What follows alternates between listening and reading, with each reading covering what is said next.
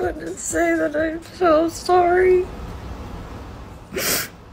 All my people are getting attacked. Mexican-American singer Selena Gomez, emosyonal sa isang deleted Instagram story dahil sa pagpapadeport ng undocumented immigrants sa Amerika. I'm so sorry. I wish I could do something, but I can't. Tugon naman dyan ang border SAR ni US President Donald Trump, itutuloy nila ang operasyon without apology.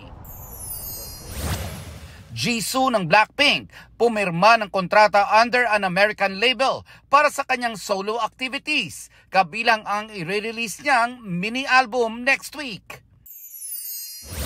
Alam niyo naman na bukod sa kanya, nagpapasaya sa akin ay, yes, let's unbox!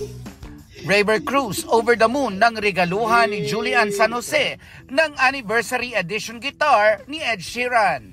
Nelson Canlas nagbabalita para sa GMA Integrated News. Huwag magpahuli sa mga balitang dapat niyong malaman. Mag-subscribe na sa GMA Integrated News sa YouTube.